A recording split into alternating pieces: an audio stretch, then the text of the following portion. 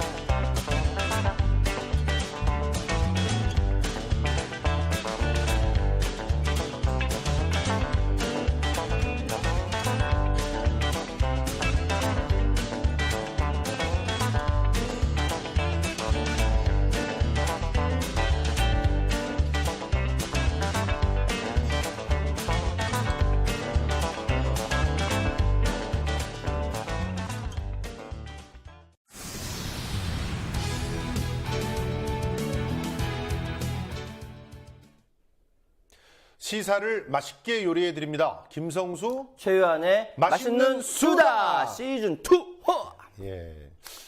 오늘 왜 갑자기 옷을 이렇게? 드디어 대망의 2016년이 왔지 않습니까? 예. 이거를 그냥 개량 한복이라고 생각하시면 안 되고요. 예. 어머니의 사랑이라고 생각해 예. 주시면 감사하겠습니다. 그래서 일부러 한복을 이렇게 코드로 드레스 코드로. 예. 예. 아니 우리 어머니 용돈 들었는데 어머니 다 그래. 용돈 들었는데 아들 옷으로 그냥 대신 사주신 거야. 지금 옷 사줬다고 선물 받았다고 자랑하려고 입고 나온 거구만. 아니야. 어? 아니 자랑이잖아 지금. 그래 나는 선물 받은 것도 없다. 참 진짜 2016년 연말에 아주 거지 같았어요. 나는 2015년. 진짜. 15년. 예. 살 부러지고 그 자기 거기다가 잘못이 위안부 할머니들의 그 피눈물을 보면서 아이고, 진짜. 한 해를 보내야 되는 이런 상황 진짜 도대체 뭐라고 이렇게 말을 해야 근데 될까요? 내가 정말. 진짜 제일 황당한 게 지난 연말에 엊그저께 하도 비판 여론이 비등하니까 당연하지 않습니까? 그게 무슨 좀 이따 방송하겠지만 그러니까 청와대 홍보수석이 이런 얘기를 했어요. 자꾸 이러면 손 놔버린다. 여기 일에서 손 놔버린다. 세상에 정부가 국민을 상대로 파업을 하겠답니다. 해라. 아예 내려가. 파업이 아니야. 그거는 뭐야? 손 논다는 건 협박이지. 배임이야. 배임. 배임이지. 배임이고 그러면 그렇지. 정확히 말하면요. 자기 직무유기입니다. 아이고. 직무유기라면 내려오라고. 누가 거기 있으라 그랬어? 진짜?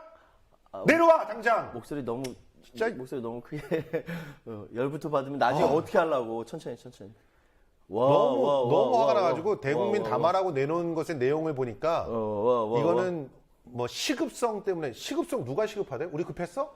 아니요. 할머니도 급했어? 뭐 할머니들이 돌아가시기 전에 어쩔 수 없이 아니 할머니들이 지금 돌아가시기 전에 해야 된다는 거야 이 당위와 같은 거였고 그렇다고 해서 할머니들이 모든 걸 다 내주고 거기서 돈이나 쳐받고 오라고 얘기하지 않았지 않습니까? 그렇죠. 그런데 지금 97억 원 받았어요. 그런데 우리 저 국문 TV의 그 MC 교당 고상만 씨, 네, 고상만 씨. 트위터가 굉장히 화제가 됐잖아요. 예. 우리가 일본 쓰나미 피해 때문에 성금으로 준 돈만 155억 원이야. 현물까지 합하면 455억 원이 집행됐다는 게 확인이 돼. 500억이 넘는 돈을 갖다 쓰나미 때문에 줬다고 일본한테. 그런데 위안부 할머니들 실제로 남아있는 분이 46명이지만 돌아가신 분까지 합하면 238명이고 실제로 400명이 넘는 사람들이 증언으로 남아있는데 이분들에게 이 60년, 70년이 넘는 그런 고통을 안기고 97억 원 받고 좋아해? 야, 좋아하면 안 되는 거죠. 이명박 정부는 내부에 이명박근혜 정부라고 해서 박근혜 정부는 그냥 내부에서 아유 잘했다 빨리 해결. 지금 잘했다고 하고 있어. 그러고 있어요. 그러니까 나경원도 다른 세상에서 사는 것 같아. 난 진짜 너무 어이가 없어서. 자, 우리 그러면 일단 이 졸속 합의, 이 졸속이란 말도 뭐라고 할까 더 심한 말이 있었으면 좋겠어. 그게 생각이 안 나가지고. 그게 생각이 안 나가지고. 염장 합의. 염장 합의. 혹은 위안부 할머니들 죽으라고 굿하는, 죽으라고 제사 지내는 합의. 이런 합의를 해놓고, 제1차관이라는 인간은 와가지고 할머니들 앞에서 당당하게 고개를 들고, 휴일이라서 합의를 해서. 이게 우리가 웃는 게 아니에요. 휴일이라서. 참, 아이고, 아우 쪽팔려. 자, 일단 이번에 그러니까 2012년에 이명박 정부 외교부가 명확하게 성노예라고 표기를 했습니다. 이건 잘한 거예요. 예, 그래서 성노예 이게 맞거든요. 실제로 미국에서도 성노예, 섹스 슬레이브스라고 하는 그런 단어를 예, 그 표기하기를 권장하고 있죠. 예 그렇습니다. 그래서 유엔에서도 받아들였던 거예요. 저희가 이거를 성노예라고 표현을 하도록 하겠습니다. 예. 할머니들 참 성노예 염장 합의의 문제점. 이건 김선수 평론가 염장 합의라고 했으니까 문제점 하나하나 이렇게 좀 짚어보도록 하겠습니다. 자해 합의 이런 건 어떨까? 뭐 자해 합의? 자해 합의. 자해. 이걸 합의라고 말하는 것도 이게 되게 뭐, 합의한 게 아니라 이게 뭐라고 해? 뭐 하여튼 예, 어쨌든 합의문도 없잖아. 합의문 그러니까 더 후폭풍이 더 커질 걸 예상한 거야. 그래서 구두로 발표하고 말았다니까. 아니 구두 합의를 해놓고 이거 합의문을 합의를 지키라고 하면 이거 말돼? 아니, 그러니까 말도 안 되는 건데 말도 안 되는 게 현실화 됐어요 지금 상황이. 야 이게 외교를 이따위로 하냐? 그러니까 내가 이따 박근혜 외교까지 하나씩 얘기해 같이 봅시다. 얘기합시다. 자, 하나씩. 첫 번째, 짜잔. 무엇보다도 성노예 피해 당사자들과 전혀 합의가 없어요. 합의가 뭐야? 통보 뭐 이런 것도 없었어요. 홍보도 사후 통보했어. 나중에 찾아왔지. 예. 이거 아무것도 없어. 우리 정부가 요청한 불가역적으로 일본의 법적 책임을 더 이상 물을 수가 없게 되었습니다. 이건 근데 일본이 주장하는 거야. 더 이상 물을 수 없게 됐다는 건 일본이 주장하는 것이고 실제로 법원의 판례들하고 국제법상의 상례들을 보면요. 피해 당사자들과 합의가 없는 그렇죠. 이게 뭐냐면 우리 누구야? 이인철 변호사인가? 그 사람이 나랑 있는 자리에서 얘기를 하다가 그렇게 비유를 해주더라고. 이거는 우리가 이혼을 이렇게 서로 합의를 하려고 그러는데 최태원 노소영 이렇게. 부부는 냅두고 변호사끼리 합의한 거죠. 이렇게. 저희끼리 그러면서 의뢰인한테 물어보지도 않고 합의를 변호사끼리 한 거예요. 이거는 그러네. 변호사법 위반입니다. 이인철 변호사도 그렇게 얘기해요. 야, 진짜. 이인철 변호사도. 그러니까 지금 이런 합의에 대해서 이미 1965년도에 있었던 예. 그 한일협정 당시의 합의를 예. 우리나라 대법원에서도 인정하지 않는다고 얘기가 나왔죠. 예. 그리고 헌법소원을 갖다가 제기를 했더니 헌법재판소에서는 아주 교묘하게 빠져나가면서 예, 예. 이런 얘기는 했어요. 일본의 배상 책임에 대해서는 애둘러서 인정을 하는 그런 판단을 내렸어요. 진짜. 그렇기 때문에 이런 식으로 아무리 주장을 해도 사라지는 게 아닙니다. 역사는 여전히 남아 있으니까요. 권은창 교수님인가 그분이 또 6개로 딱 정리를 했었는데 예. 거기에도 이런 당사자들과 합의가 전혀 없었다는 점 때문에 이 합의는 합의 자체가 성립하지 않는 무효다 이렇게까지 얘기를 하고 있습니다. 제가 얘기하다가 잘못된 거 있으면 지적해 주시고 예. 그리고 이거는 변호사법 위반으로 그렇죠. 만약 변호사들끼리 했다면 예, 그러니까 변호사법 이거는 위반으로 국가 위반이야. 국가 아님을 입증한 거야 이 자식들이 정말. 국가 아님을 어? 나 국가 아니야. 그러니까 뭐 정부 이렇게. 아니야. 정부 이거 아니야. 한국 정부 아님을 입증한 거랑 똑같은 거예요, 사실은. 근데 진짜 쪽팔리긴 하더라. 자, 두 번째로 야, 넘어가겠습니다. 중국이 얘기하는 거 보면 우리는 한국과 같이 합의할 생각이 없다 이렇게 얘기했는데. 나 여기 중국 얘기 그러니까 해놨어. 너무 골 때리잖아. 너무 쪽팔려. 예. 자꾸 그냥 막 생각나서 예, 맞아요. 순서에 맞춰서 합시다. 두 예. 번째, 빠단. 재단 설립은 우리 정부가 하고 일본은 그저 돈 10억엔만 던져주는 형식이어서 진정한 반성이 보이지 않는다. 근데 예. 이거 있죠. 아베는 그날 이렇게 얘기하는데 아베 부인은 어디 갔었어요? 야수꾼이 신사 참배했어요. 뭐 하는 짓이야? 뭐 하는 시잖아요. 이거 뒤에서 외교적 엿먹으라는 거 아니야? 이런 게 외교적 결례라는 거예요. 결례뿐만 아니라 걸레 같은 짓이야 이게 정말 이런 짓을 한 것에 진정성이 들어가 있는 거죠. 한국 민족들은 걸레다 이런 거예요. 그런 협상을 해놓고 잘했대. 한국 자국민들한테 지금 뭐 하고 있는 겁니까 우리나라 외교부? 야 진짜 이거 참 보통은요 이런 식의 합의가 있다 그러면 정부 관계자는 물론 정부 관계자들의 가족들도 다 행동을 조심합니다. 그럼요. 왜냐하면 오해받을 수 있는 당연하죠. 요지가 있어서 예. 어렵게 성사시킨 합의에 누를 끼칠까봐. 그런데 아베 부인이 야스쿠니 신사에 신사에. 가가지고 참배를 그냥 그날 했다니까? 언론들 합의하고 난 다음에 언론들 다 쫓아가서 다 데리고 다 쫓아가서 이게 뭔지 아세요? 엿먹으라는 거야 진짜. 그다음 자, 세 번째. 그다음에 10억엔도 이건 문제가 있는 게 10억 엔? 이번 일단 보세요. 예. 예전에 그 재팬 파운데이션이라고 하는 걸 만들어가지고 예. 그 17억엔을 기금을 조성했잖아요. 맞아. 그때. 예. 예. 이때도 17억엔이었고요. 그때 당시에 환율로 따지면 200억이에요. 이미 그때 200억을 갖다 마련을 하고 우리 많은 위원분들한테 또 돈을 갖다 줬다고 일부는 또 그 돈을 받고 합의한 분들도 있잖아요. 있죠. 예. 예. 그때보다 돈이 적어요. 그때보다도. 그리고 그때는 재단도 일본이 만들었어요. 그치. 운영도 일본이 했어요.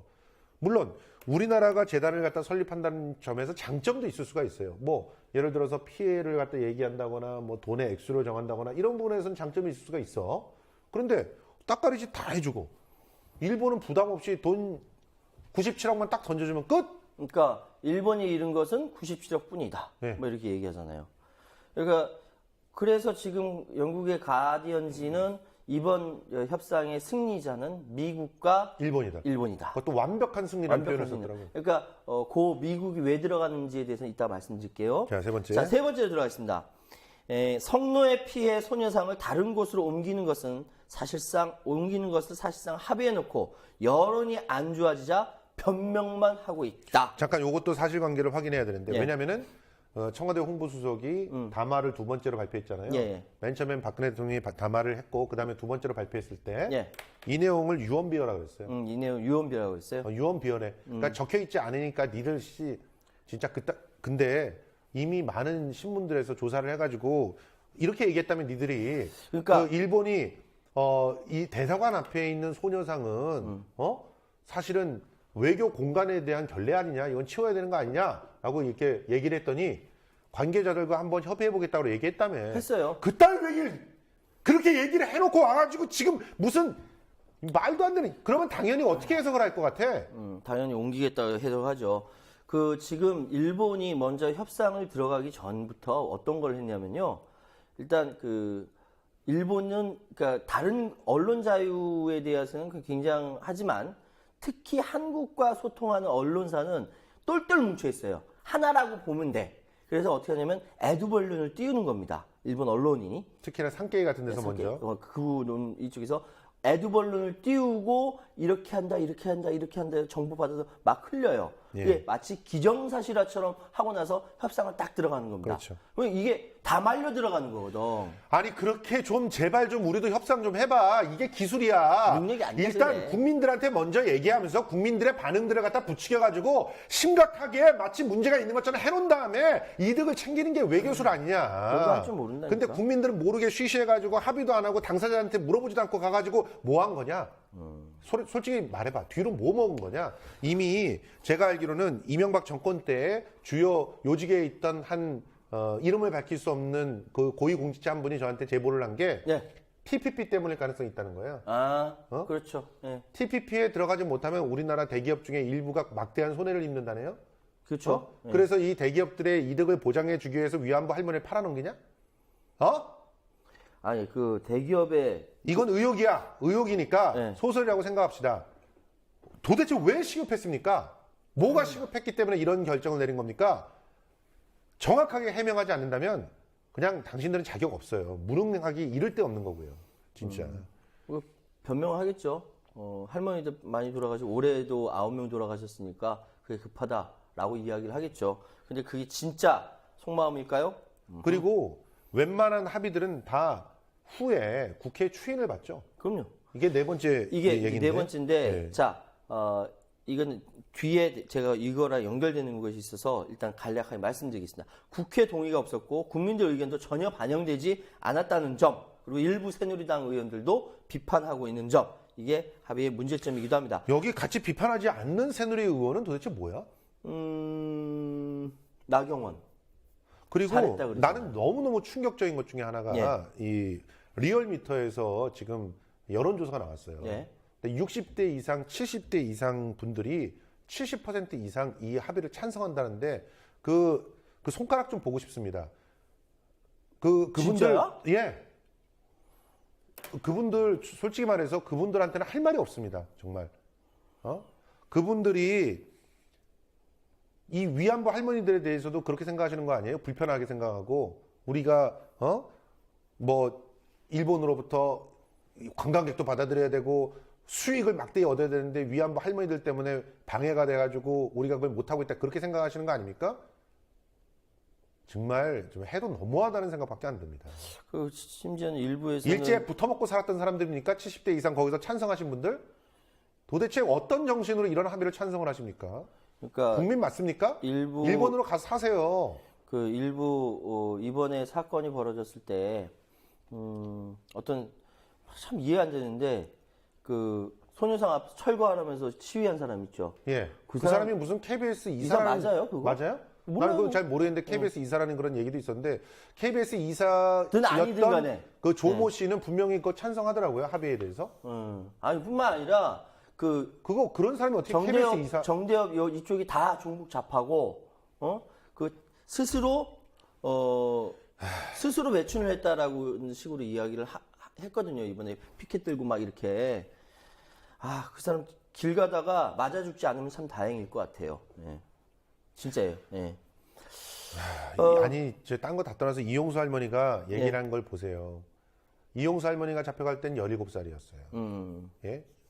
그리고 특히나 뭐 다른 할머니들 뭐 그 배순이 할머니인가 그 박순이 할머니인가 이분은 13살 때 잡혀갔어요.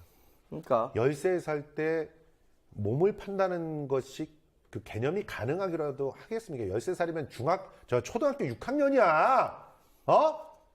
초등학교 6학년이 몸 파는 거를 갖다가 지금처럼 SNS가 발달하고 인터넷이 발달해서 그런 정보를 받아들일 수 있었던 상황이 아닌 그때 당시에 돈을 받고 몸을 판다는 거를 인식이라도 했을 것 같아요.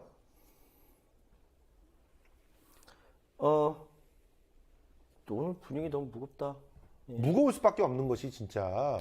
자, 마지막으로 하나 더 정리하고 이 부분이 탄핵 사유라는 것을 또 말씀드리겠습니다. 한국과 일본을 이용해서 중국을 견제하려는 미국의 동아시아 정책에 사실상 한국이 이용당한 것, 잘못됐다라는 거죠. 이 부분에 대해서는 제가 좀 말씀드릴게요. 그러니까 지난 2015년에 한국은 굉장히 그 애매한 위치에 있었습니다. 계속적으로. 뭐냐면은 경제적으로는 중국에 끌려갈 수밖에 없는 입장이었거든요. 그렇죠. 왜? 수출이라든지 이 모든 부분에 있어서 중국에 거의 뭐 완벽하게 이렇게 매달려 있는 상황이고. 그거 그런데 칭찬했던 언론들 다 어디 갔어? 다 그냥 무릎 꿇고 와봐. 지금 이제 와서 좀. 난 솔직히 그때 칭찬했던 기자들을 갖다가 좀 다 데리고 오고 싶어. 이제 와서 지금 어떻게 쓰고 있나? 뭐 중국과 엄청난 그런 성과들을 냈다며? FTA 얘기하는 거죠? FTA도 그렇고 네. 중국과 가가지고 뭐 최초로 들어가서. 시진핑과 같이 하면서 엄청난 투자를 받아냈고 경제적 성과도 어쩌고 네, 그렇죠. 난리를 쳐놓고 자 그래놓고 TPP 뻥 하니까 그 다음부터 행보 엇갈리기 시작했잖아요. 그렇죠. 예. 그 다음에 이제 와서 뭐라고 해놓고 있어? 이제 와서 왜 중국과 같이 협조 맞춰가지고 왜 위안부 문제를 중국과 같이 안 하는 겁니까? 그렇죠.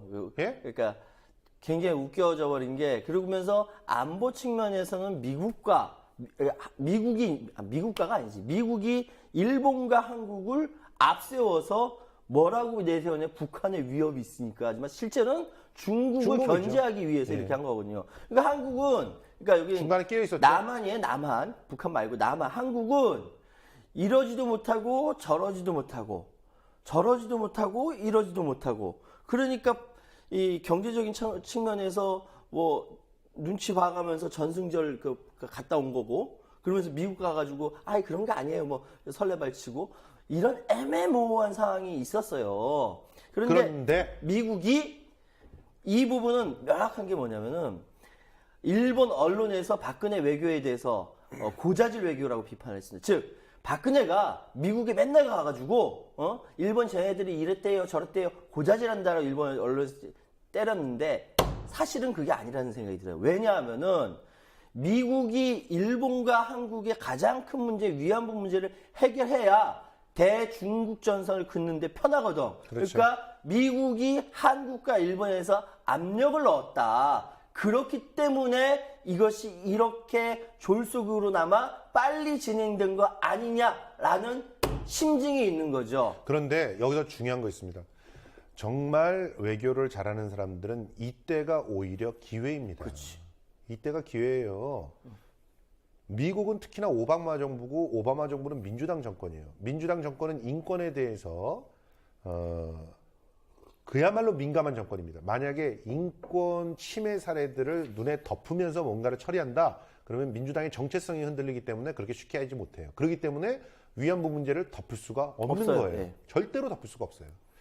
그리고 중국 역시 위안부는 똑같은 피해자예요. 그렇기 때문에 중국도 역시 위안부 문제를 대충 어떻게 무마하고 경제적으로 뭔가 바꾸고 이럴 수가 절대 없는 나라예요.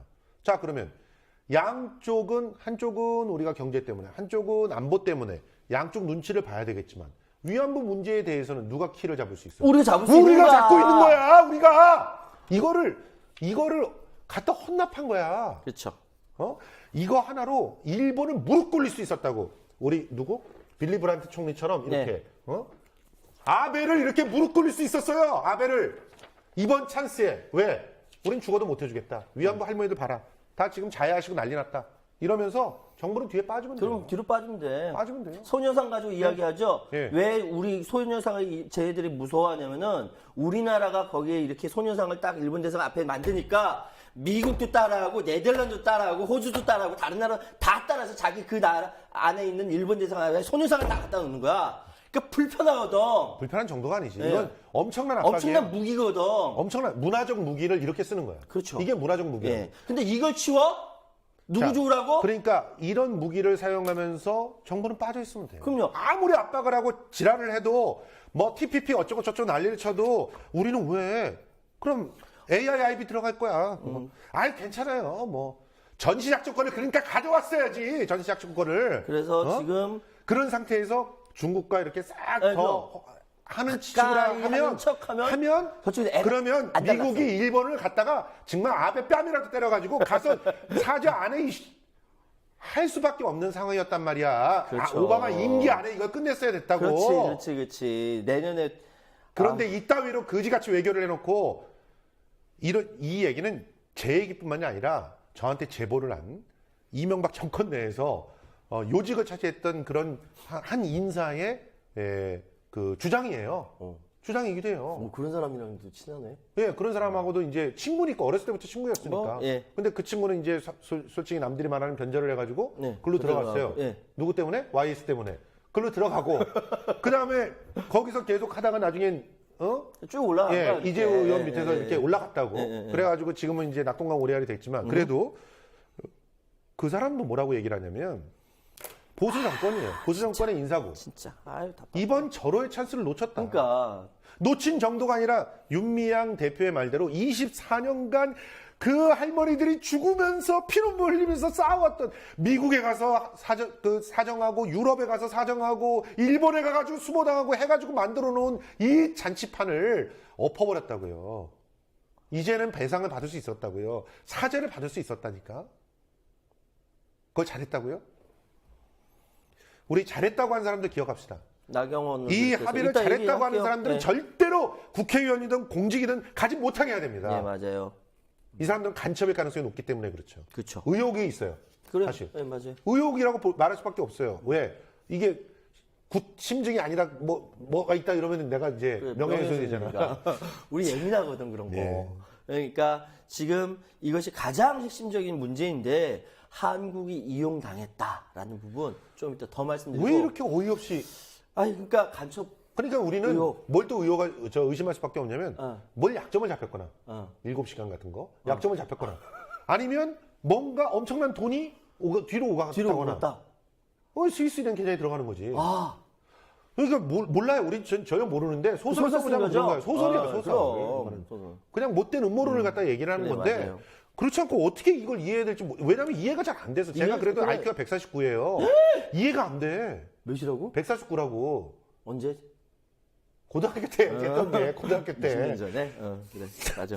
또 언제를 갖다 꼭 아이 즐거워. 저기 이렇게 하고 나니까 예. 민변에서 뭐라고 하냐면은 이건 탄핵 사유다. 탄핵 사유예요. 탄핵 사유다. 예. 딱 정확하게 말씀드릴게요. 한일 간 위안부 합의, 위안부가 아니라 성노예죠. 성노예 합의가 조약이라면, 조약이요. 국가 대 국가, 조약이라면 박근혜 대통령 탄핵 사유가 되고 법적 구속력이 없는 단순한 정치적 언약이라면 외교적으로 심각한 문제가 된다. 이거 어차피 물리는데 자 탄핵 조약이라면 국가적 의무가 발생합니다. 예, 의무가 발생하고 즉 국회의 동의와 법제처의 심사와 국무회의 심의와 법률 공포의 절차를 이행해야만 이것이 성립이 되는 거예요. 네. 그런데 그걸 안 하면 어떻게 되는 거라고? 그러면 이거는 대통령 탄핵 사유가 되는 겁니다. 헌법 위반. 헌법 위반. 헌법을 그냥 쓰레기처럼 취급하는 거야? 그렇죠. 심각한 헌법과 이게 말이 법률 되냐? 위반 행위거든, 진짜. 이게 말이 돼? 그러니까 이거는 탄핵감이라는 거죠. 조약 형식이라고 주장한다면, 그리고 만약에 조약이 아니다. 그러면 정치적 언약이라고 한다면은 위헌 이것까지 가지 않더라도 외국과의 관계에 있어서의 공식적인 언사를 통해서 약속을 위배하는 거기 때문에 이거는 또 대단히 또 위험한, 대단히 심각한 문제가 발생을 하는 거죠. 그런데 더 속이 터지는 건 뭐냐면은 여기서 그러니까 민변 변호사님들이 그래요. 내가 10년, 20년, 30년 계약을 많이 해봤지만 최종적이고 불가역적 이런 내용은 들어본 적이 없다. 이게 원래는요. 그 계약서나 조약이나 다 뭐라고 얘기하냐면 이 조약에 명시한 기간만큼 되게 그렇게 얘기하잖아요. 조약에 명시한 기간만큼. 그리고 별도의 합의가 있을 때까지. 이런 전제를 달죠. 그렇죠. 당연하죠. 근데 최종적이고 100년 지나도 똑같아? 200년 지나도 똑같고? 이건 뭘 염두에 둔 건지 아세요? 정권 바뀌면은 다른 문제 제기할까봐. 그래서 아베가 얘기하는 게 꼴대를 자꾸 바꾼다. 이따위 얘기를 하면서 맞아요. 얘기를 하는데 꼴대는 니네들도 먼저 바꿨잖아. 그럼요. 항상 뒤통수 쳐놓고서. 그래서 근데 이거 하면서 더 고민되고 걱정되는 부분이 뭐냐면은 이 성노예 합의가 그냥 이 합의에서 끝나는 것이 아니라 어디까지 영향을 미치냐? 독도에까지 영향을 미칠 수 있다는 겁니다. 어떻게 그렇게까지 영향을 미치는지. 왜냐하면은 독도는요 지금까지 이런 것들을 통해 가지고 서로 만나거나 협의를 하지 않았어요. 그렇죠. 그런데 실질적으로 지금 살아있는 할머니들의 생명 가기 전에 협의한다고 해서 만나서 이야기를 한 거지 않습니까? 그렇죠. 여기서 다 내줬다고 한다면 예. 향후에 독도 협의할 때 이 사람들이 그대로 가가지고 그냥 하고 싶은 대로 해라. 왜? 창조적인 미래를 위해서 이렇게 이야기할 수도 있다라는 거예요. 이거 누구도 책임 못 지는 거예요. 그리고 뭐라고 합니까? 대승적 차원에서 이해해달라고. 거기서 대승이는 누구야? 빅뱅의 대성이는 아니고. 그렇지. 대승이라니까. 발음 똑바로 했어. 아저씨가 그런 거야. 대승적 차원에서 저기요. 국가가 국민의 생명과 국민의 안전과 국민의 인권과 이걸보다 더 먼저 생각하지 않고 엉뚱한 거 생각하는 것이 그게 전체주의야. 독재고. 대승적 차원? 누구 맘대로? 대성이의 경상도 사투리군요. 웃기려고. 예, 진짜. 한 말씀 하세요. 저는 그냥 한마디로 대한민국 대통령 아님을 선언한 사건이 아닌가 저는 그렇게 봅니다. 그리고 지금의 외교부는 대한민국 외교부가 아니라는 걸 선언했어요. 그리고는 이렇게 해놓고 나서 윤병세 외교부 장관이 아주 여러 가지 제약 속에서 정말 최선을 다한 성과가 있는 그런 그 합의였다라고 자평을 하는 것을 보면서 야 정말 머리까만 외국인 아닐까? 이걸 최선이라고 하는 것 자체는 얼마나 무능하면 저걸 최선이라고 할까? 글쎄 말이야. 이런 생각이 들었어요. 맞아요. 그러니까 아니 시험지를 줘서 이제 10점을 받은 애가 와요. 네. 네. 걔는 너 놀았어? 최선을 다한 게 이거야? 죄송해요. 앞으로 공부 열심히 할게요. 이거 개전의 여지가 있는 거 아니야. 최선을 다했어요. 어떻게 하실래요? 때려쳐야 되는 거야. 죽일래요? 아니 그냥 때려쳐야 되는 거야. 그냥 10점 맞으면 때려치는 거야. 공부는 때려쳐. 그냥 다른 걸 해야지. 어떻게 공부에 또 미련을 갖게? 그러면 그 자리에서 내려와야 되는 게 맞는 거야. 맞아요. 그냥 학생 아니게 하면 돼요. 그런 학생들은 학생 아니게 하고 가서 기술을 배운다거나 장사를 배운다거나 그러면 되잖아. 그렇지. 왜 거기서 앉아서 공부를 한다고 앉아 있냐고 학생처럼. 그러니까 당신네들 마찬가지야. 지금 우리가 생각하는 건 100점인데 거기서 지금은 30점도 안 되는데 30점도 안 되는 걸 받아갖고 와서 최선이라고 그러면 그 자리에서 내려오면 돼. 왜 거기에 있냐고. 자, 넘어갑시다. 자, 이렇게 나오고 나니까 어떤 반응들이 있는지 좀 살펴봤습니다. 자, 대권 후보자로 이름이 나오는 반기문 유엔 사무총장. 좋아하시는 분들 많죠? 예, 좋아하는 사람들 많더라고요. 우리 국민TV 조합원들은 아닌 것 같은데, 이렇게 얘기했습니다. 박근혜 대통령과 아베 신조 총리의 리더십과 비전에 감사한다. 한일 양국은 과거사에 대한 올바른 인식을 통해 미래지향적으로 발전해 나가야 한다. 과거사에 대한 올바른 지향이 응? 그 군대가 이끌고 가서 성노예를 갖다 만들어서 최소한 6개월에서 최대는 7년 가까이를 갖다 성착취를 해놓고 거기에 대해서 미래지향적으로 발전해 나가기 위해서는 화대주면 되는 거야? 이게 미래지향적입니까? 반기문 아웃이야! 여기 이 미래지향적인 미국 첩자가 아니면 어떻게 이렇게 얘기할 수가 있어? 이 미래지향적인 미래를 그러니까 어떤 미래일까? 윤미래는 아니야. 자, 여기서 이야기하는 미래는요. 미국 중심으로 일본과 한국을 최전방에 내세워서 총알바지로 만들고 대중국 전선의 총알바지로 만든다는 그 미래라고밖에 해석이 안 됩니다. 이게. 그러니까 여기서 확실해진 거죠. 반기문 유엔 사무총장께서는 자기의 정체를 드러내신 겁니다. 예. 축하드려요. 예. 오케이. 미국 간첩이시니까 예. 이렇게 확정지어서 또 얘기하면 안 돼. 그런 의심이 되니까 의심이 예. 되니까 대권 후보로서는 아주 부적절하게 예, 안 되죠. 안 되죠. 예. 영원히 아웃. 아웃. 그냥 자, 유엔 사무총장에서 끝내세요. 그다음 보시고요. 두 번째 보니까 그것도 진짜 노무현 대통령이 만들어졌는데 진짜. 됐어, 아이, 넘어가. 정말. 자, 두 번째 보니까 아까 뭐 누가 얘기하는 거 다 얘기하랬죠. 사실 예, 나경원 나경원. 의원도 얘기했고요. 이제 지금 준비한 원유철 새누리당 원내대표 대표가 아베 총리가 개인이 아닌 총리로서 사죄와 반성을 한 것도 평가할 만하다. 그건 당연한 거야. 한일 외교장관 회담에서 한일 양국이 일본군 위안부 문제에 대해 진일보한 합의를 이끌어낸 것을 환영한다라고 얘기했습니다. 뭐가 진일보한지 좀 알려주세요. 예. 자, 일단 돈도 재팬 파운데이션보다 적어요. 예. 그다음에 그 총리 차원의 사과를 심지어는 직접 총리가 방문을 해서 할머니들한테 사과를 하기로 했다는 사사의안도 있었어요. 네, 그거보다 그렇죠. 지금 발전했습니까? 전화로 박근혜 대통령한테 사과했어요. 이게 뭐야? 변호사끼리. 변호사끼리야. 변호사법 위반. 철저하게. 변호사법 위반이지. 근데 이런 거를 진일보라고? 그리고 그러니까 도의적 책임을 진다라고 하는 말에서 도의적이란 말 뺀 게 진일보라고? 어떤 책임을 통감한다는 거야 그러면? 어쨌든 지금 이 상황은 그러니까 이 상황이라기보다 법적인 뭐 이야기는 아무것도 없잖아요. 예. 그냥 흐지부지 넘어간 거고 쟤네 계속 지금까지 그렇게 해왔어요. 거기에 또 속아. 자, 한 번 속으면 이렇게 사기당했다고 쳐. 두 번 또 속으면은 아유 왜 두 번 어쩌다가 세 번 사면 바보야 병신이야. 병신은 말이 아니라 바보예요 진짜로. 세 번 사면 그 속은 사람 잘못이야. 몇 번 속냐 지금. 만약에 우리 외교부가 정말 자존심이 있고 우리 국민들의 어떤 심정을 생각하는 그런 합의를 했다면 93억 원 얘기할 때 그 돈 정도는 우리도 있으니까 가서 껌이나 사서 드시고 이왕이면 롯데껌 사서 드시라고 그러고 그리고 와가지고 무릎 꿇고 사죄하라고. 그럼 1원이 돼도 배상을 하라고. 1원이 돼도 배상을 하라고 얘기를 했어야 되는 거예요. 네 맞아요. 예? 자 이렇게 되는 상황에서 중국 사람들은 어떤 의견을 내놓고 있을까요? 중국 가기 전에 저 야당한테 한마디 하겠습니다. 더불어민주당? 참 불어 터진 민주당이 아닌가 생각이 드는데요. 아니 왜 국민한테 성금을 걷어 거기다 대고 아니 무효선언까지는 잘했다고 쳐. 왜 국민한테 성금을 걷어? 미쳤냐? 우리가 무슨 맨날 이런 일만 터지면 거기다 주머니 걷어주고 뭐 얼마나 더 줘야 돼? 국민들이. 그러니까, 국민들이 봉이냐? 호구야? 네, 이 부분이 아주 야당이라고 진짜 도대체 그냥. 왜 김성수 평론가가 화를 내냐면요.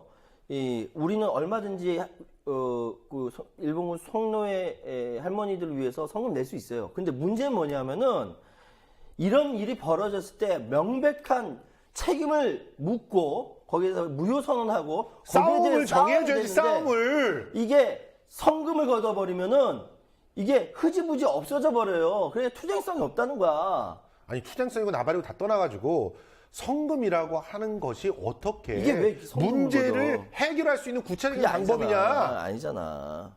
바보들이야 정말. 주변에서 정말 참모들 도대체 뭐 하고 있는지 모르겠어. 이러니까 이중대 소리를 듣지. 말만 맨날 그냥 세게 하면 도대체.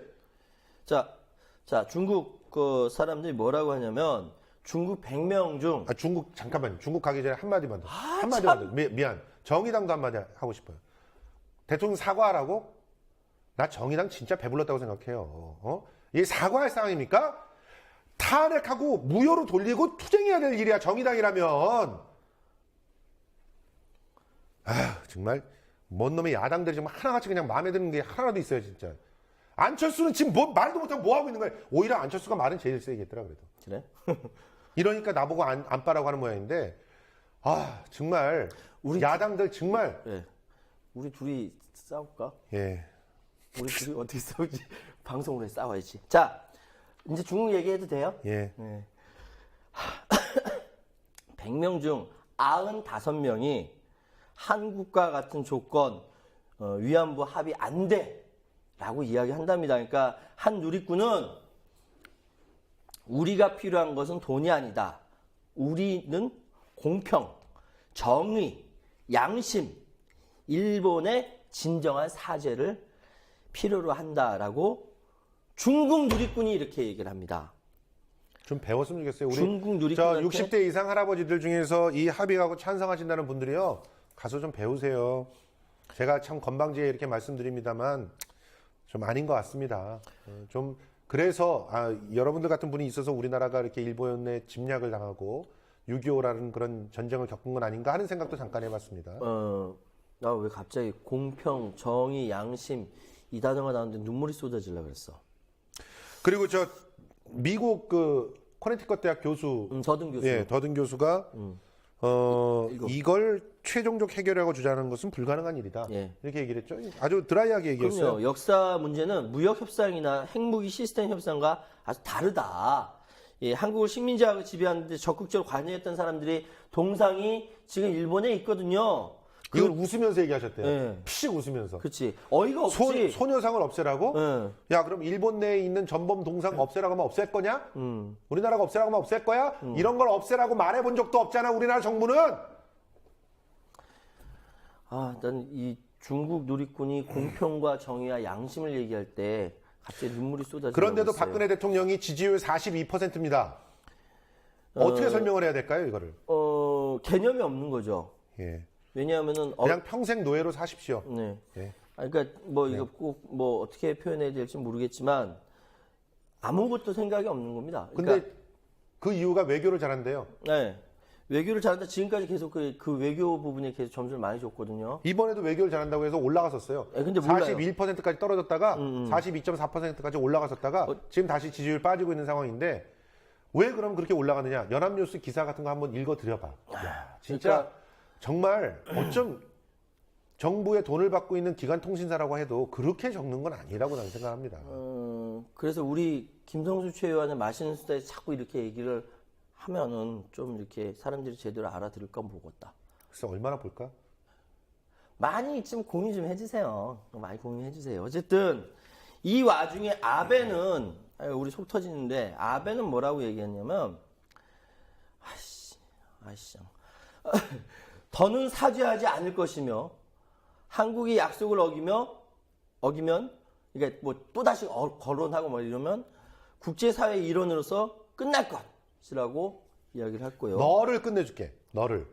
지금 어떻게 끝낸지 한번 두고 보자. 나 끝내고 얘기 좀 해요. 예. 이번에 한국 외교장관이 TV 카메라 앞에서 불가역적이라고 말했고 미국이 그것을 평가한다는 절차를 밟았다. 미국이 평가하면 되는 거야? 미국 사장이야? 너무 와, 골 때려. 진짜 대단해. 그러니까 우리 간첩이야. 미국이 사장님, 그리고 아베는 무슨 부장님, 우리 외교부 장관은 거기 뭐 대리. 그래서 야 불가역적 했습니다. 합의 다 됐습니다. 보고했습니다. 이러면 되는 거냐? 그러니까 미국이 그것을 평가한다는 절차를 밟았다. 그러니까 아베가 이렇게 얘기한 것도 골 때리는 거지 사실. 이거를 일본인들은 또 가만히 있어요. 보고. 지금까지 한국이 움직여온 골대를 고정화시켜 간다는 것. 나 진짜. 꼴대는 항상 고정돼 있었습니다, 인간들아. 꼴대는 항상 고정돼 있었어. 법적인 배상, 책임 있는 사죄, 이 두 가지 꼴대는 고정돼 있었다고. 좀 더 TPP라든지 이런 것들에 대해서 좀 더 깊이 이제 한국과 중국 그리고 아니야 미국과 중국 그리고 한국의 입장을 조금만 더 설명을 해드릴게요. 경제평론가답게. 자, TPP라는 건 뭐냐면 태평양을 중심으로 삥 둘러가지고 환태평양 경제협정, 그러니까 자유무역지대를 만드는 거예요. 근데 이건 맨 처음 커지지 않았었어요. 일종의 카르텔이죠. 예, 동북아시아, 아니, 동남아시아 쪽에 몇몇 나라가 이렇게 하다가 갑자기 커진 게 왜 커졌냐면 미국이 들어오고 일본이 들어오면서 환태평양이 돼버린 거예요. 그러면서 그렇죠. 남미까지 이렇게 쭉 돌아서 됐는데 블록 경제라고 하지 않습니까? 그렇죠. 근데 경제에 있어서 또 다른 주체인 G2라고 하죠. 중국이 RCEP이라고 또 그런 비슷한 블록 경제를 만들어요. 이거 두 가지가 부딪히고 있는 거죠. 그러면 진짜 머리가 좋은 그러니까 머리 좋고 외교력을 발휘할 줄 아는 나라의 국가의 수장이라고 한다면은 이 상황을 양쪽으로 역이용해야 된다는 생각이 들거든요. 양다리 외교라고 합니다. 그런 것을 양다리 외교. 이쪽 발 딱 집어넣으면서 저쪽 이쪽으로 오라고? 알겠어요. 그럼 뭐 줄 거야? 뭐 주면 함 들어갈 때 그치, 함 그래? 저 이쪽 돈 집어 이쪽이 뭐라 그러면 이쪽에서는 이런 거 준다 그러잖아. 그럼 성의 표시해야지. 이쪽 뭐 줄 거야? 뭐 줄 거냐고. 샤바. 그렇지. 그 정도 그럼 이쪽 싹 이러면서 그치. 국익을 최대 극대화하라고 그럼요. 당신들이 그 자리에 있는 거야. 사실은 우리가 힘이 그렇게 강대국들 중국이나 미국에 비해서 힘이 크지 않기 때문에 이것이 어떻게 가능하겠어라고 생각하는데 오히려 한국은요 북한과 맞닿아 있는 지정학적 위치 그리고 일종의 꼴문과 같은 거죠. 꼴문. 일본과 중국 그리고 미국 어쩌면 운명이 이래 한 가운데 있는 거예요. 예. 그러면은 우리가 힘이 약하다고 한다면 항상 외세의 침략을 당했지만 우리나라의 경제력이요 전 세계에서 11위야 지금. 예, 12, 11위, 13위 이 굉장히 큰 국가예요. 힘이 있다고요. 이거를 활용한다면은 양쪽에 있는 블록 경제 이거 충분히 이득을 취할 수가 있고요. 두 번째로 그러니까 딴 거 다 떠나가지고요. 우리나라가 이제부터 미국으로부터 절대 무기 안 사라는 선언을 하면 미국의 대통령이 우리나라 달려와요. 그렇지. 세계에서 제일 많이 사는 나라였으니까. 왜 그런 얘기 한 번도 못 하는 겁니까? 예? 블로핑이라도 해야지. 아니면 이런 얘기를 책임 있는 사람이 얘기하면 부담이 된다. 그러면 국민들한테 하게 하면 되는 거잖아. 당연하지. 국회에서 하게 하면 되는 거 아니야? 네, 맞아요. 그럴 때 야당하고 파트너십이 필요한 거 아니야? 야당 대표 보고 하라 그러면 되는 거 아니야? 그래서 나는 박근혜 정부에 보이지 않는 이 검은 머리 외국인들 많이 산다고 생각해요. 예. 하여튼 여러 가지 더 이런 것들이 있는. 두 글자로 말하면 간첩? 네, 그죠? 간첩. 예. 그리고 이와 비슷하게 은행이죠. AIIB 그리고 ADB 이것이 이제 미국 중심 ADB, 중국 중심 AIIB 이것이 또 부딪히는데 이것도 또 똑같이 활용할 수가 있어요. 근데 이런 것들을 못 하는 거야. 이게 능력이 없는 건지 내가 미국 사람이라고 생각해서 안 하는 건지 잘 모르겠는데. 미국 사람이라고 생각해서 안 하는 거야. 예, 그런 걸 수도 있겠죠. 추측이 뿐입니다. 왜냐면 조국을 위해서. 이래서 그런지 몰라도 일개 국민 최소한을 생각하는 건데 참 더럽다. 자, 그러면 어떻게 해야 할 것인지 모범 사례가 있죠?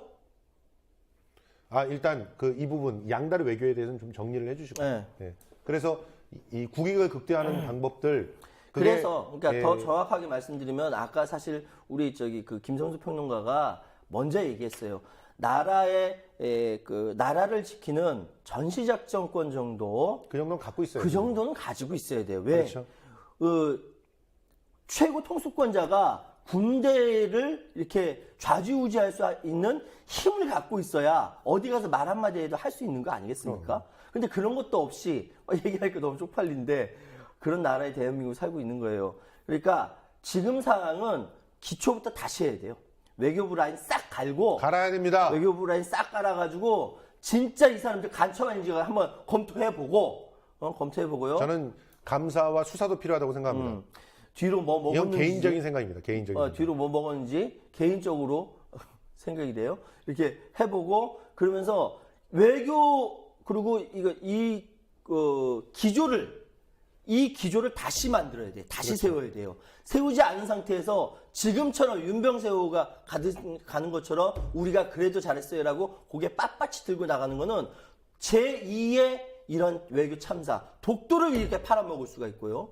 예? 제2의 동북공정 같은 거 인정해버리고 넘어가고 이어도 팔아먹고. 이어도 팔아먹고 이런 것들이 계속 벌어질 수가 있다는 거죠. 이게 굉장히 심각한 문제입니다. 그러니까 양다리 외교가 가기 전에 그 능력도 안 되니까 일단 지금 외교부 싹 다 갈고 물갈이하고 외교부 이 기조를 다시 성립하고 이렇게 해야 한다. 이걸로 일단 결론 내리겠습니다. 자, 그러면 우리 최유한 평론가가 야심차게 준비한 코너. 야심차게 준비해 이거. 이 노컷 뉴스의 카드 뉴스에서 나와 있는 정말 설명드릴게요. 올바른 사죄란 무엇인가에 예. 대한 이 내용들을 좀 우리가 같이 보면서 예. 일본한테 우리가 어떤 걸 얻어냈어야 되는 건지 새 벽도의 하나의 과제로서 한번 제시를 해보죠. 그렇죠. 1970년대에 이게 빌리 브란트 독일 총리가 독일이 옛날에 2차 세계대전 때 유태인들 많이 학살했잖아요. 실제로 가서 이렇게 무릎 꿇고 사과를 했어요. 우리는 이렇게 일본으로부터 받아내야 합니다. 이게 맞는 소리인데 이래서 독일이 강한 나라가 된 거죠. 그렇죠. 이렇게 되기를 바라면서 노컷 뉴스에서 독일 총리가 어떻게 한 것인가에 대해서 우리가 이제 소개를 해드리도록 하겠습니다. 노컷 뉴스 참 잘 만드셨어요. 하나씩 이야기해보죠. 그러면 그림으로 여러분께서는 보실 수가 있습니다. 상처 입은 이들을 위로한 단 한 번의 사죄. 1970년 12월 폴란드 수도 바르샤바의 유태인 위령탑 앞 한 남성이 헌화를 마치고 돌아서려다 갑자기 차가운 바닥에 무릎을 꿇었습니다. 이 남성은 당시 소독의 총리였던 빌리 브란트였습니다. 위령탑이 있는 자리는 1943년 5만 6천 명의 유태인들이 나치에 반대하며 봉기를 일으켰다 학살된 게토 지역이었습니다. 2차 대전 전범국 총리가 게토에서 사죄하는 것은 쉽지 않은 일이었기에 전 세계의 주목을 받았습니다. 전쟁 후 독일이 지금까지 피해자에게 배상한 금액은 무려 100조 원 이상이었습니다. 독일은 또 나치 전범을 집요하게 추적해 처벌하기로도 유명합니다. 최근에는 아우슈비츠에서 회계장부를 관리했던 94살의 노인에게 징역 4년을 선고하기도 했습니다. 과연 천문학적인 배상과 성역 없는 처벌도 모자란 걸까요? 중고등학교 역사 교과서는 아우슈비츠를 사상 최대의 인간 학살 장소라고 명확히 가르치고 있습니다. 나치 문양인 하켄크로이츠 사용은 전쟁 이후 법으로 금지됐습니다. 1995년 헌법재판소는 나치 범죄를 부인하는 망언이 형사처벌 대상이라는 판결을 내리기도 했죠. 히틀러의 자서전 나의 투쟁은 무려 70년간 금서였습니다. 내년부터는 저작권이 소멸해 출판이 가능하지만 독일 정부는 학자들이 비판적으로 단 각주가 첨부된 전문가용 서적만 허용할 방침입니다. 독일은 이렇게 꾸준히 사과해오고 있지만 피해자들 마음속에 무엇보다도 깊이 새겨진 장면은 한 나라의 수장이 보여준 조건 없는 사죄였습니다. 서독 총리의 진심의 마음을 연 폴란드는 브란트 부조상을 세워 화답했죠. 인간이 말로써 표현할 수 없을 때 할 수 있는 행동을 했을 뿐이다. 이렇게 말한 브란트 총리. 그는 이후에 유럽의 통합을 지향하는 동방 정책을 펼쳤고 생전에 독일이 베를린 장벽을 허무는 모습까지 지켜볼 수 있었습니다. 피해자들이 기억할 사과란 이런 것 아닐까요? 예. 노컷 뉴스가 굉장히 잘 만들었어요. 네. 예. 사과는 세 가지 조건이 있어야 되죠. 그래서 CAT, CAT이라고 얘기하는데 예. 우선 컨텐츠, 컨텐츠. 사과의 내용이 분명해야 되고, 그다음에 애티튜드, 예. 그다음에 타이밍입니다. 타이밍. 이 세 가지를 모두 다 일본은 무시하고 있고요. 심지어 그런 일본의 행동들과 작태에 대해서 한국 정부가 나서서 방어를 해주고 있습니다. 쉴드를 쳐주고 있어요. 도대체 이게 무슨 꼴인지 모르겠습니다. 살면서 이런 꼴은 정말 다시는 보지 않을 줄 알았습니다. 1965년도의 한일협정은 제가 태어나기도 전에 있었던 그런 협정이라서 제가 그때 당시에 어떤 심정이었는지 몰랐습니다만 저희 아버님께서 그 한일협정 반대투쟁에 시위를 또 참여를 하셨더라고요. 그런데 굉장히 그런 한일협정 반대에 대해서 얘기를 했던 그런 상황들을 이제야 조금 이해를 하겠어요. 물론 그때 당시에 아주 소극적으로 참여를 했어요. 우리 아버님께서는 교사가 되고 싶었기 때문에 이제 4.19 때는 앞장서 나가서 그 깡패들한테 맞기도 하셨지만 그때는 그냥 이런 식의 한일협정은 가당치 않다라는 정도를 얘기를 했다고 하는데 그런데 지금 오늘 이런 합의를 보니까 그때 당시는 명분이라도 있었어요. 뭐 나라 경제를 발전시켜야 됐잖아. 근데 지금은 우리가 돈이 97억 원이 없습니까? 로또 한 번 당첨돼도 40몇억 원이에요. 예? 지금 추신수 연봉이 지금 그걸 넘죠? NC 다이노스의 박민서 FA 예. 몸값하고 같아요. 예, 박병호 아니고? 박민석? 네, 박민석. 박민석? 그러니까 박민석이 이번에 97억 원 받았어요? 그렇다 그러던데?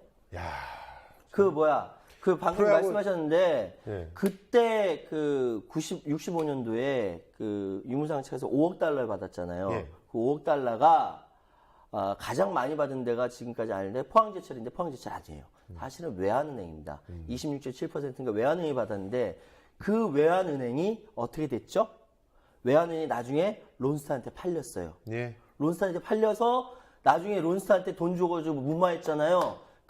이제는 론스타를 떠나보내야 할 때라고 외치던 그 사람들이 지금 와서 이제는 소녀상을 떠나보내야 할 때라고 얘기하고 있는 아주 기가 막힌 이 시절을 우리가 살고 있다는 거죠. 그렇습니다. 아유, 자, 아유, 일단 아유, 연초부터 신년인데, 신년에 너무 신년인데 우리 좀 이게 무거운 얘기를 긍정적으로 해서, 좀 말씀드리고 우리 시청자 여러분께서 좀 즐겁고 하셔야 되는데 너무 죄송합니다. 너무 그런데 지난해 말에 이게 충격을 너무 크게 받다 보니까 나라가 이 모양인데 나라가 이 모양인데요. 한마디씩만 얘기합시다. 자, 우리 신년에 네. 우리 김성수 평론가님 뭘 제일 많이 이렇게 하고 싶으세요? 정말 신년에는 대통령이 말하는 진실한 사람들을 다 떨어뜨렸으면 좋겠습니다. 그리고 얘기하네? 예, 정말 제대로 된 그 상식과 그 이성이 있는 제대로 된 인간들을 국회에 좀 보내주십시오. 그래서 우리 그런 거 한번 만들어 봅시다. 여소야대 한번 만들어서 대통령 탄핵당하는 꼴 한번 봤으면 좋겠습니다. 시도라도 하는 꼴, 진짜. 저는요, 정치는 우리 김성수 평론가가 다 얘기했으니까. 이런 식으로 또 빠져나가려고 나만 문제적인 발언한 걸로 빠져나가려고. 워낙 이제 올바른 소리를 잘 하시니까 김성수 평론가님께서 그래서 다 말씀하셨으니까 그렇게 됐으면 좋겠고요. 동조합니다. 예. 그리고 우리 김성수 평론가 팔도 빨리 나왔으면 좋겠고요. 그리고 저는 대한민국에서 언론이 이런 부분들에 대해서 하나하나 찝으면서 좀 이야기를 하는 그런 언론들이 좀 기계가 다시 살았으면 좋겠다. 그렇죠. 기계가 좀 살아있는. 왜냐하면은 세상 사람들은 세계를 바라볼 때 언론을 통해서 바라보거든요. 언론에서 왜곡하면 다 모든 것이 왜곡돼서 보일 수밖에 없기 때문에 그래서 언론이 바로 서야 나라가 바로 선다는 이야기가 바로 거기 있는 겁니다. 그래서 지금 있는 이 몇몇 언론들은 유아낫 언론, 나 노정열 씨한테 배웠어요. 너는 언론도 아니야. 에? 그런 거지. 내가 어쨌든 얘기가 허탈하다. 그러니까 언론이 바로서는 한 해가 됐으면 좋겠다. 네, 이렇게 그랬어요. 얘기하시는 예, 거죠? 그랬으면 좋겠습니다. 예. 그럴 가능성은 없어 보입니다. 그게 참 답답한 일이죠. 당신이 말하는 가능성은 별로 없어 보입니다. 그럼 우리는 어떻게 해야 돼? 우리는 열심히 맛있는 수다를 해야 된다는 거지. 알겠습니다. 저희 열심히 맛있는 수다 하겠습니다. 힘내서요. 예. 안 할 거야, 그러면? 해야죠. 그렇죠. 예. 시간 다 됐습니다. 저희요, 열심히 맛있는 수다 열심히 해가지고, 많이 좀 홍보 좀 해주세요. 예. 저희 열심히 하고 있으니까. 그래서, 어디, 맛있는 수다에서 이렇게 이야기 하더라라는 것이 언론에 한번 나갔으면 좋겠다라는 생각도 해보고요. 예, 이제 2016년은 붉은 원숭이의 해라고 합니다. 제가 마침 원숭이띠예요. 아, 그렇지. 네, 원숭이띠라서 저는 앞으로 잔나비띠지. 예, 올 한해는 굉장히 대운이 올 거라고 하는데. 거짓말 하지 마세요. 아, 이거 진짜 뭐 원숭이띠라서 네. 특히나 이제 붉은색이 저하고 또 잘 어울리는 색이라고 합니다. 그래서 이제 좋은 일들이 벌어질 거라고 하는데. 빨간색이야? 예. 그러면서 행운을 불러다 주는 색이라고 예. 붉은색이. 중국 사람들 굉장히 좋아하죠. 그래서 그래서 뭐? 맛있는 수다가 대박이 날 거라고 생각하고요. 네. 그리고 하는 것마다 다 일일이 대박이 날 거라고 생각을 합니다. 전 욕심 없어요. 김성수 평론가 옆에 딱 붙어가지고 대박 날 때 같이 맞을 거예요. 예. 라디오 재벌이시잖아요. 왜 이미. 그러십니까? 예. 그만하세요. 예. 라디오 계속 연말에 들어왔다며 막 쏟아져 들어와가지고 막 어떻게 이걸 다 처리하지 막 이랬잖아요. 여러분 사랑합니다. 다음 주에 뵐게요. 다음 주에 뵙겠습니다.